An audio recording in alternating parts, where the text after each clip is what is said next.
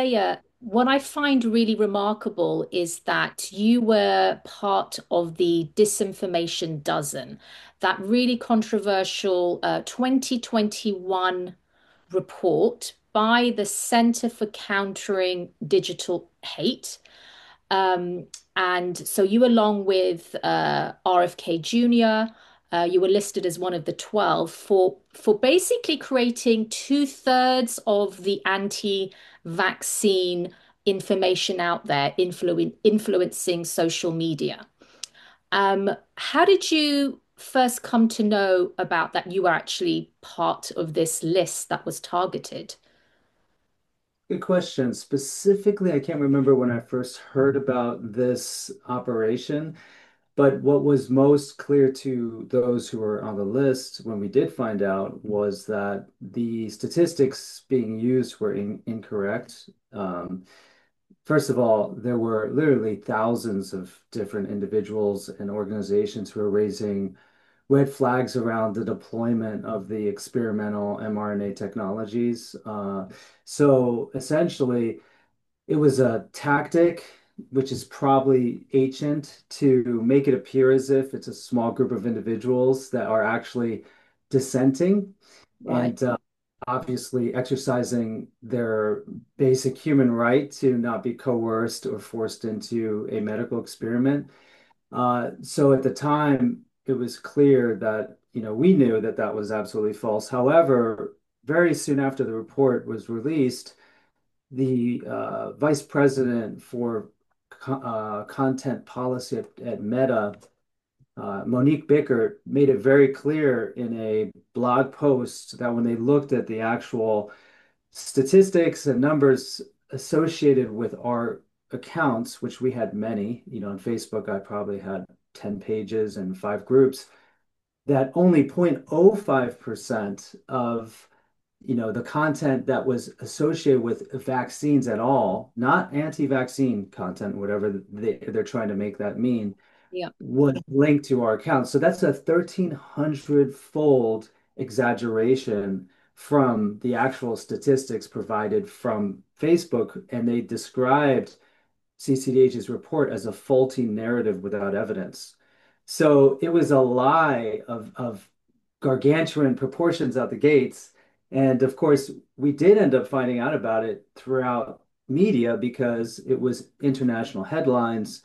And in fact, President Biden did a press conference at the time, and he basically stated that we were killing people with misinformation. Initially, he said it was Facebook that was responsible for killing people, which, Right. called it a pandemic of the unvaccinated. At the time, the narrative that it was safe and effective and necessary was so weaponized that any dissent, any question of safety, any commonsensical application of the medical ethical principle of informed medical consent or choice was considered radical, dangerous, irresponsible, and actually eventually was defined as domestic terrorism through DHS.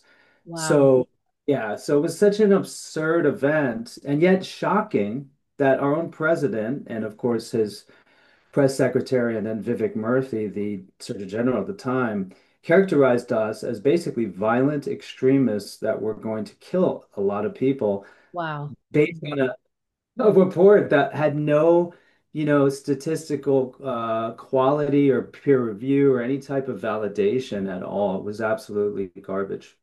Wow. Wow, thank you for sharing that. What was the sort of, I mean, you had at the time, and you obviously still do, you GreenMedInfo, the website. Could you tell me a little about the history of that website and then what was the impact of then being on this sort of hit list, so to speak? Well, it turns out that for about 10 years before I created GreenMedInfo, I was a natural health advocate. Yeah. I had personally been sick as an infant and had gone through the medical merry-go-round of conventional medicine, many surgeries and drugs. It was a horrific childhood, essentially. And so I created Green Med Info as a byproduct of my own investigation into natural health approaches that had near miraculous effects on my health, where I was able to survive and end up thriving after all the iatrogenic damage I experienced when I was younger. So for 10 years preceding the official creation of GreenMedInfo.com, which was in 2007, I was an advocate of health, and I was actually helping thousands of people in Southwest Florida because I was the educator and manager of a health food store chain called For Goodness Sake. And in Florida, you can't practice natural medicine. You can't, it's illegal to be a naturopath, nutritionist, or homeopath. The only one who can legally recommend food or vitamins for your health is a dietitian or medical doctor. And it's a class, what is it, D felony in Florida to be able to even hand someone a peer-reviewed study, like say in the context of a health food store, on the benefits of cherry for arthritis. Like you could get arrested literally. And that's it's not really enforced, but it could be. And in other countries, as we see today, it is being enforced in that way, like Germany. So they came to me in order to essentially get triaged into natural, integrative, functional approaches. And I use the scripture of medical monotheism. In scientism, the only thing that's real is peer-reviewed published research. So I use that scripture in order to provide a bridge so people could then access alternative approaches, many of which involved things like vitamins and herbs and minerals. So I'd already had my own personal experience of being an infant, being sick, going through childhood, healing, and then I had all that other experience. Okay, so that was I was born in 1972, so I had a lot of experience already. And then after helping thousands of people with this research, I was like, well, wouldn't it be great if we got this online? It could help out millions of people. And that's essentially what happened. So I started to collate all the research in 2007, just, study by study, went through millions of abstracts in my garage in front of a screen for years, and found essentially the data set we have now, which is about 100,000 studies across 10,000 topics. So it was in 2013 that I Mm. was first aware that my work was having such a huge impact that UNICEF published an article on anti-vaccine sentiment in Eastern Europe. And it was clear they had identified myself, and I think it was about 10 others, including those who would eventually make it on the Disinfo Dozen list, like Sherry Tenpenny, Dr. Yes. Mercola, as primary spreaders of misinformation. So it Right. started in 2013. Yeah. So Yeah. so that has stopped me because throughout my advocacy, I cover 10,000 topics. So if it's glyphosate, we index research on the adverse effects. And of course, the military starts spying on so-called anti-GMO activists or those who were, concerned about chemical poisoning. So I would even go into my analytics logs and see .mil addresses and really I could actually see that the military was actually spying on me at the time. I'm just like basically a servant to the public in a health food store and had a website that Wow. was just passion. But I was already starting to get the kind of attention that made me aware that the powers that be did not want my site to exist. Can I just quickly ask you which military unit did you identify? And obviously, this is from your sort of like your website. You can see obviously the back end of it. You can see who is going to your website and checking it out. And you Yeah. noticed the military presence. Which Yeah. military are you referring to? So when you go into Google Analytics, there's Yeah. such granularity of how you can focus on where, the visits are coming from. Yeah. So MIL is the Oh, US MIL. military. US Yeah, and then I could military. then I Yeah. could go down into the geography and see like Arlington, Virginia, and other areas where information warfare operations are occurring. Tampa's an example. So, I could track who, and then you have LinkedIn, which is incredible. Sometimes it shows you exactly, oh, wow, this is actually the military looking at you, or the FDA, or Bayer, or, Really. any of these large consulting companies that work for pharma. So I kind of started to get this really sinking feeling that I was, You were on their I- radar. oh yeah, sometime before the Disinfo Dozen thing happened. Yeah, no, that's really interesting. And thank you for that background information, Saya. I mean, so now let's say fast forward. Now we are at did you even before the vaccine rollout and when we were in lockdown, were you did you notice that you were being targeted? Were you sort of maybe speaking out against lockdowns or mask wearing or um Well, you mean before the Disinfo Dozen yeah, campaign? yeah, Uh, yeah. Was there sort yeah. of did you Well, I was in my own sort of castle in the sense that I was happily married, between my ex-wife and I, who was also put on the Disinfo Dozen yes. list. That's Dr. Kelly Brogan, Yeah. a holistic psychiatrist who herself was radically committed to principles of informed consent and natural health approaches, dietary modification versus SSRIs and all the other psychiatric approaches. We had four children between us. I was very focused on creating a beautiful protective home with a regenerative farm with all the things we needed to survive whatever might be the coming challenges that could occur, our own water supply. And I was just in the protector mode. I was, again, very focused on my children and my partner. And when this was deployed against us, I was relatively immune, but I was aware. And so I looked into getting security, other things, knowing full well that, we had been targets for some time. We've been warned by others actually in this movement, including Celia Farber, who is one of the sort of like real respected activists who called out, the challenges of the narrative around HIV being the sole cause of AIDS during Fauci's first reign. And she was aware because Kelly had actually been challenging that sort of like, very reductionistic view and that we would be targeted. So that was in 2019, and it was a very eerie message, but she'd seen her life had been completely almost destroyed by an agenda, and that was sort of what you could describe as black operations, which is essentially using plausibly deniable mechanisms to target, intimidate, economically harm, reputationally harm individuals who are a threat to these agendas. Wow. Yeah. It's terrible. I mean, your personal going back to your personal impact being on this list, this sort of the one of the key one identified, that it was they identified 12 key influences. What was your the initial sort of short term, then going into long term repercussions of that to do with first of all your website, GreenMedInfo? Well, the funny thing too is that their counting of 12 individuals, it was actually 13. They couldn't even count. It was 13 because they put Ty Bollinger and Charlene together as if they're one person. It's just so absurd Right. that this still today, if you go around the world, there's about 100,000 results if you were to put in bunny ears. I think there was 500,000 actually on Bing at one point under the term Disinfo Dozen. That's the type of info war they deployed on us internationally. We're still completely defamed. All the search engines, all of the Wikipedias and the AI all take these lies and they amplify them and they continue to assault us. It's just remarkable. But so the indication, so at Your that point, yeah. no, I was just going to say, so your site got taken, you were deplatformed, your site got deplatformed on X. Oh, well, it was Twitter at the time.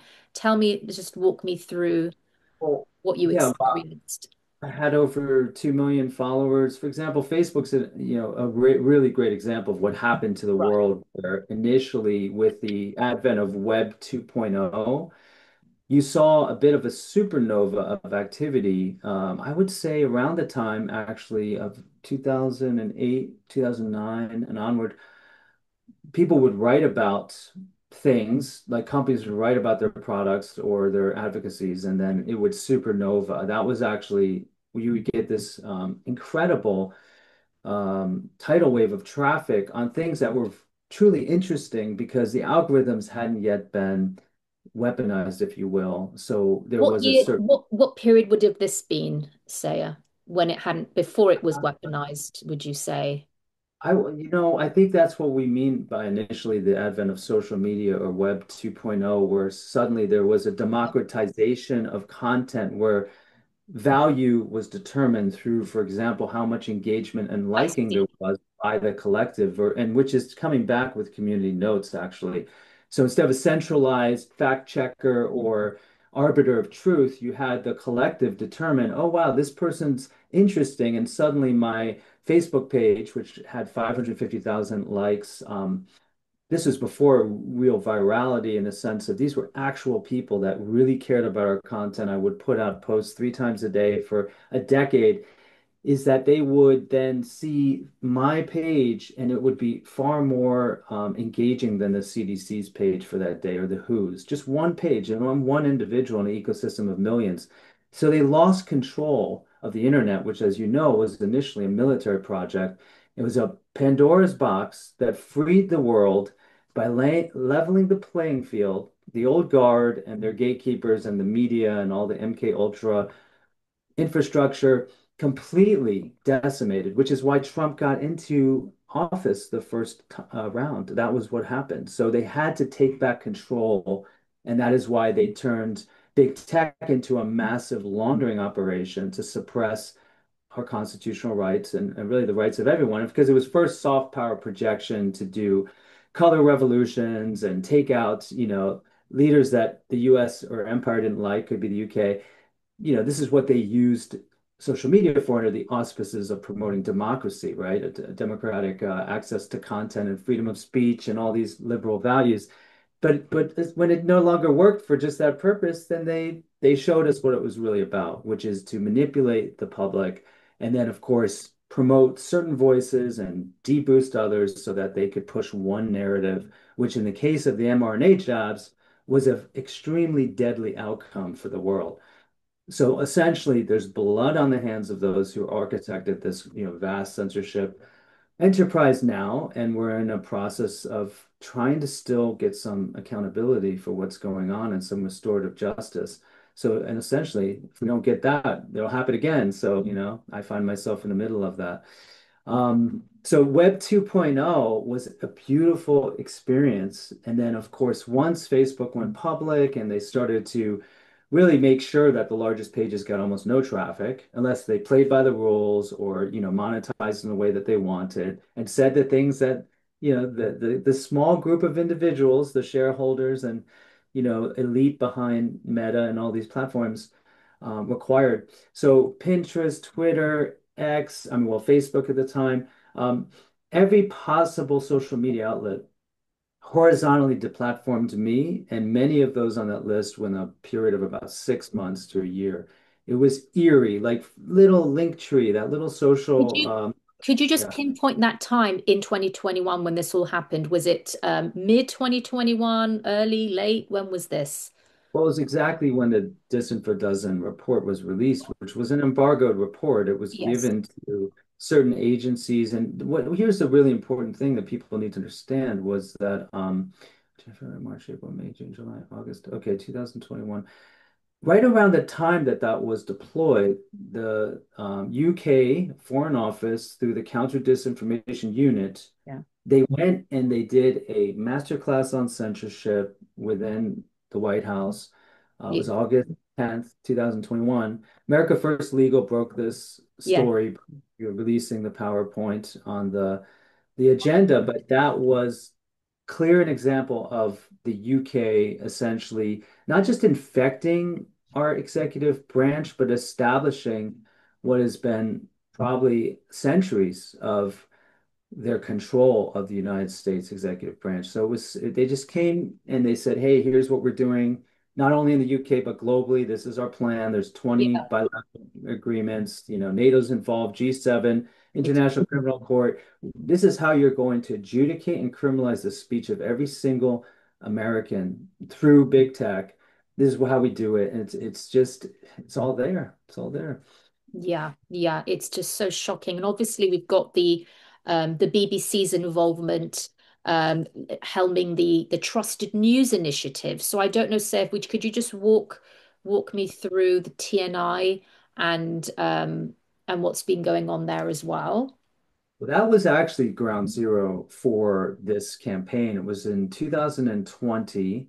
I forgot the exact month, but it was BBC's Click, Institute for Strategic Dialogue and BBC Click did a report on far-right exploitation of COVID-19 as the title. And essentially using NewsGuard's list of sort of blacklist, they listed 34 sites that they claimed were either far right or QAnon adjacent, who essentially are extremists that are also promoting COVID-19 misinformation. They put GreenMedInfo at number 6 on the list, and Mhm. essentially made it look as if we were Nazis and that we are criminals and that are terrorists and that we need to be neutralized and deleted. And if you look at the who's who of who's behind the Institute for Strategic Dialogue, it just blows your mind. I mean, I won't even go into the names, but some of the most powerful and wealthiest of all, names are on that list. And so, yeah, that's when they started this process. And then I think CCDH just took the mantle and, were funded through a number of dark money, charities, Yes, primarily in the UK. And that is what led to essentially that was the precursor to the Disinfo Dozen operation. yes, yes. I mean, it's interesting just going back to the American first, the legal, I mean, they legal documents, this is the that leaked internal report from CCDH to take down Elon Musk's Twitter, and they were targeting RFK Jr. as well. It's just, and that came out much later. That did that come out in 2024? Those leaked Yeah, documents, was it last year?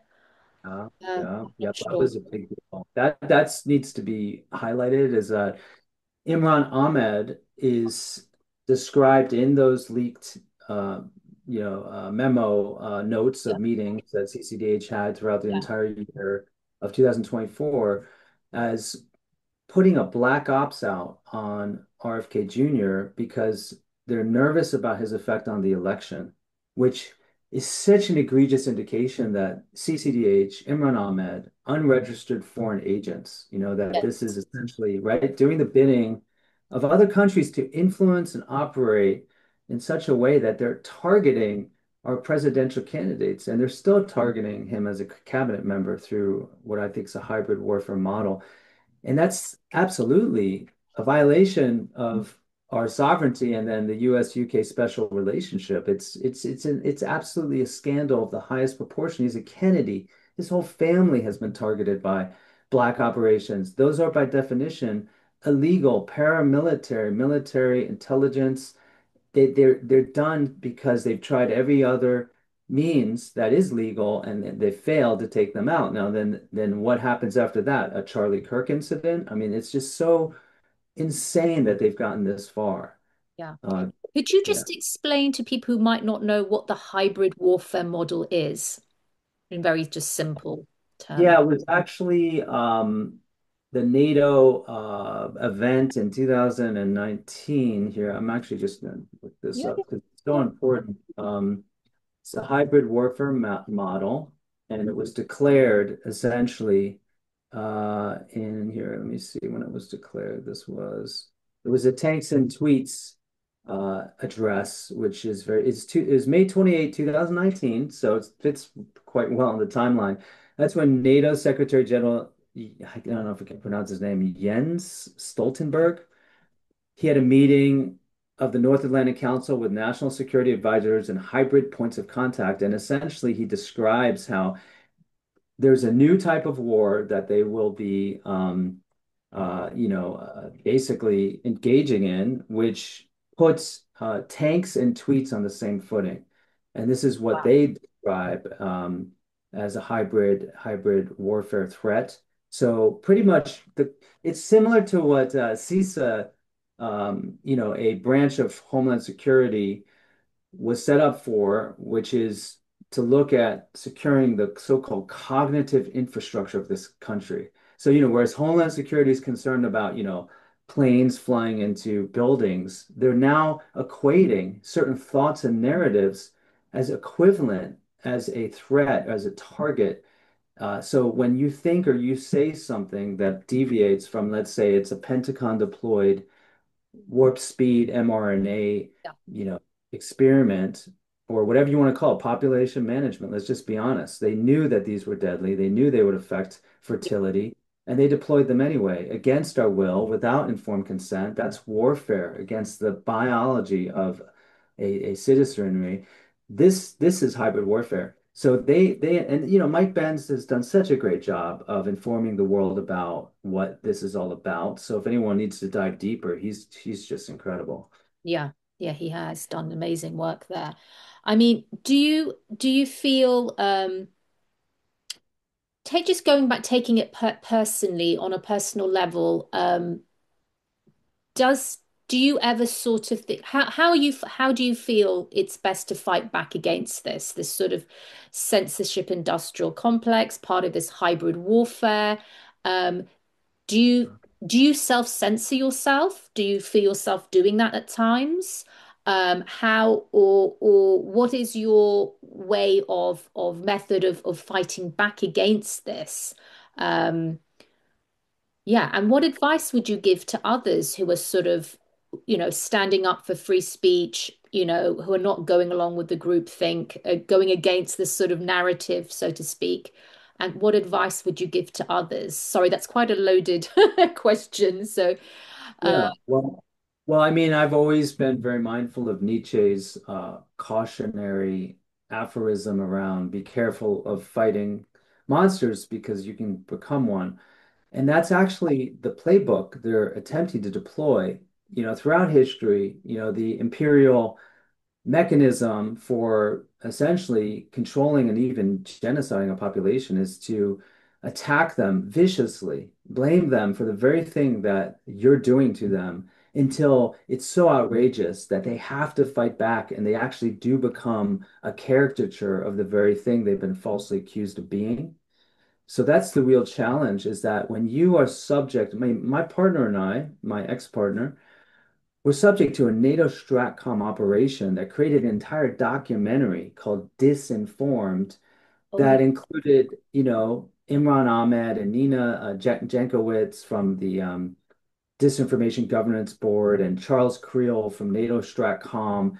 And they created this whole narrative around if you were crazy and dangerous enough to think you had the right to breathe without a mask on, then you were potentially ground zero for the next global pandemic. And you are the reason why millions of people are dying or will die.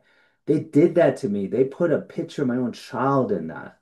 They did that to my wife and I. I can't tell you how violent that has been. It was deployed internationally through the UK. It's not that different to what's happened to Trump right now. The BBC is saying, "Oh, well, I'm sorry. Yeah, we weaponized your speech to yeah, make it look like you incited violence and insurrection against your own country."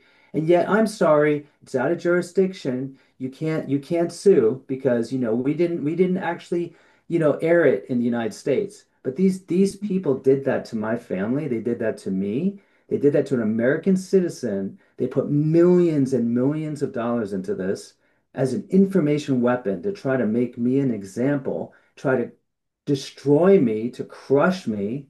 And what I decided to do is to become stronger and to continue to fight, knowing very much that my life is on the line because they did deploy other mechanisms that I probably can't even speak to here. In fact, I couldn't speak about it and still can't because they took other people in my life and they attacked them and they made them vulnerable and then used them against me and me against them with their reputational warfare and jurisdictional arbitrage. It's insane. Only people like Trump probably can understand, people who've gone through what I've gone through. yeah, So that's why I can also understand, the plight of individuals like this, like who've been so mischaracterized and yet somehow are trying their best not to fall into those violent, caricatures. What has gotten me through this is the fact that I'm someone who, I mean, it's like a trope, the word spiritual, but someone who doesn't look at my life through the lens of victimhood.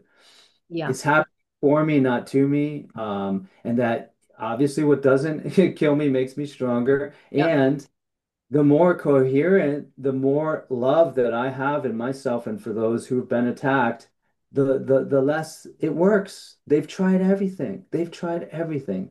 They Have you put had me. have you had say any sort of death threats just sent to you, text, weird emails, phone calls, people showing up? I don't know.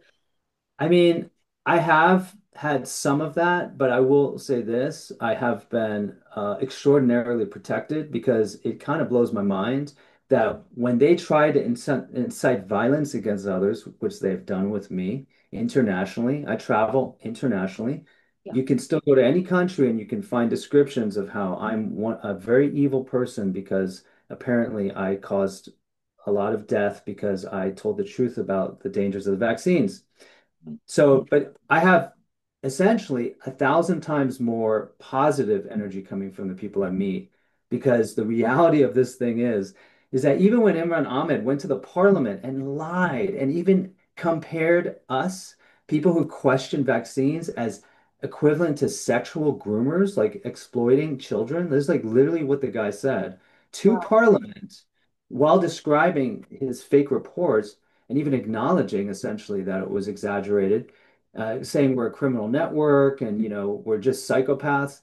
Even even with that, there's only like there's no comments even on that YouTube video. I mean, like they have no actual organic support. They have millions and millions of dollars. They have the world governments at their disposal. They have MI6, they have CIA, they have deep state transnational assets. And despite all of that, I've experienced so much love and support from the people who know of my work and my plight. So I think that speaks to, the reality is if you don't succumb to their dirty tricks yourself, even though you really sometimes want to fight back, yeah, yeah, then that's how we win. So it speaks to, I guess, the the work of Gandhi and others with nonviolent sort of non-consent disobedience and speaking truthfully. Like I've never censored myself other than I would say I've had to do that in the past few years because not I've never mistold the mistruths, but there's things I've really wanted to say that I couldn't because a loved one was at risk because they were using that innocent person as a weapon against me by threatening them. So that's how bad it's been. I mean, really not even threatening. They literally, I can't even say it in this interview yet, Yeah. but let's just say it's so bad that when the world hears about this, they're not even going to believe it, but they're going to connect deeply to what happened. Yes. I mean, why do you think there is such relentless warfare against those who are just plainly just, they're speaking the truth. They're doing their own research. They are critical thinkers. Why is there such a war against, I guess, information, this information warfare? Um, why are they so scared? Because obviously it's all Well, if you embody the truth and you espouse the truth that you don't need anything medically, and no matter what your diagnosis, which is all my work's ever been, that's what my book Regenerate is about. That's my own life path. I don't use any medication. And you're up against a multi-trillion, multi-trillion dollar, you know, biomedical, biosecurity, supranational, fascistic, entity, Yep. which is what healthcare, pharma, media, military mergers have become. That's what twice the number of employees for healthcare and pharma as active standing armies in the entire world. Like that's a pretty insanely organized structure. And it's organized not so much through the physicality of, like troops and tanks and all this. It's actually more of a psychological infrastructure, superstructure. And all my work has ever done is heretical. I've been a heretic, and they Yeah. usually try to burn those at the stake. That's what they used to do, and cut their tongue out. And that's essentially what has been going on a digital level, digital assassination, seditious libel laws being enacted. I was just at the front line of this, but this is an international Yes. agenda. to, right, adjudicate and criminalize free speech, even do precognition and pre-crime. It's all set up in the algorithms. And people like myself who've called it out for quite some time, of course they want to shut us up. They want to make an example of us. I just wanted it's great, all of that information, Saya. Thank you so much. Are you saying, do you believe we're seeing this rise of digital authoritarianism coming out of the sort of COVID era? Do you feel that sort of ushered in this? So obviously in the UK we have the Online Safety Act. In the EU it's the Digital Service Act. In Australia they're bringing in their own one. Um, where do you see this going with this rise of digital authoritarianism, cracking down on free speech online, and people getting arrested? I think in the UK, on average, 30 people get arrested for their offensive tweets, posts. What do you say about that? Well, I mean, that's the crazy thing about being on that list is that CCDH was created in order to enact the online safety bill in the Yeah, UK. They take credit for it. Damian Collins, MP, was the director of CCDH, and they've had a revolving relationship, and he was chairing, the committee to move the so-called online safety bill forward. yeah, And that's what really gets me about the situation is if you think about the relationship between the Epstein list and the way in which the horrors of what they've done to children are used as blackmail primarily in order to control really the political class, although that includes the heads of all the most powerful organizations and corporations, and that Imran Ahmed and his ilk literally use that excuse for why they want to force a backdoor into all digital communications because they're trying to protect children and against sexual exploitation. That's why Signal was going to leave the UK and Apple had to forego their advanced encryption, which was just a big thing that happened, is that these guys are the ones that use that rhetoric against us. And all we want to do is to make sure children are safe and healthy. Look at Bobby. He's got children's health defense. I mean, that's what we're here for. We're parents. We care about children. We know what has been done to them and what continues to be done. Just the irony of that is that that's how they're trying to push this stuff forward. Um, so that the online safety bill, the EU Digital Services Act, and about 12 pieces of legislation here in the United States that has the signature of and the provenance of this agenda. It's all designed to essentially remove any right to privacy, any right to essentially act with sovereignty. Because the moment all your thoughts and communications are visible, you're no longer possessed. You're thinking about what you're doing in relation to the collective, right?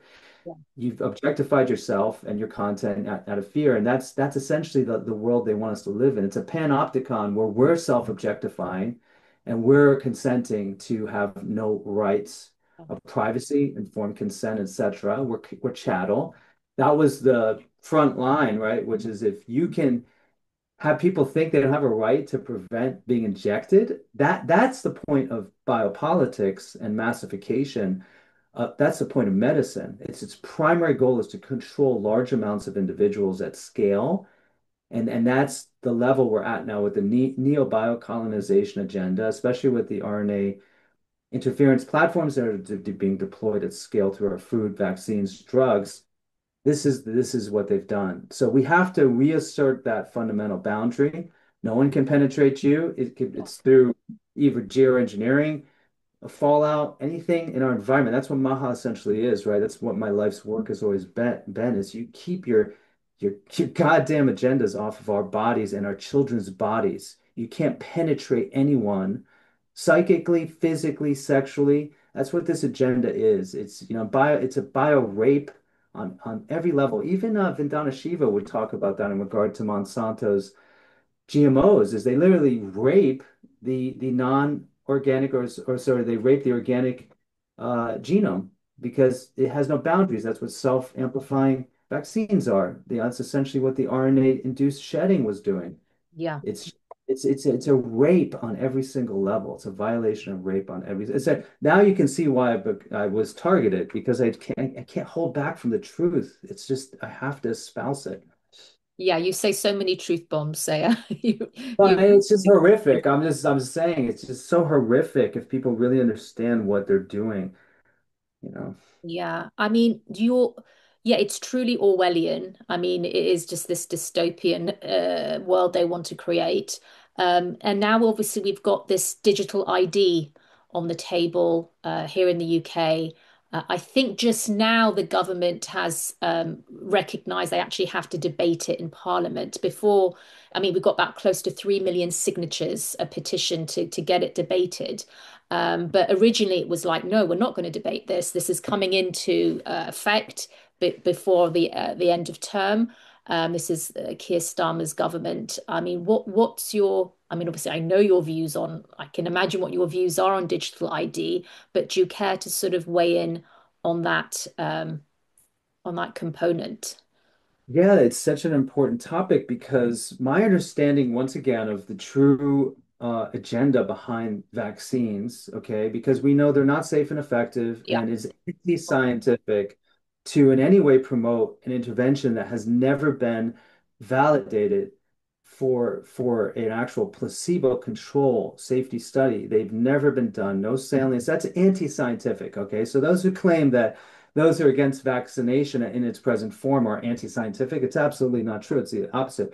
So what are they being used for? Well, it's interesting. Before the whole declared pandemic, some called it plandemic, obviously, I found a document somewhere on the internet showing that the EU was planning on merging the so-called immunization records because, vaccination does not equate to bona fide immunity. So I can't stand the semantics of that word. Vaccination is not immunization. Okay. Yeah. So anyway, but they were going to merge those records with the passport. And they were going to do it in a timeline. I'll have to find the document again that was around the time of COVID-19. So I was like, at the time, I was like, how are they going to do that? That sounds crazy. When you Well, say, sorry, sir, just interrupt. When you say the passport, are you talking about the vaccine passport? What?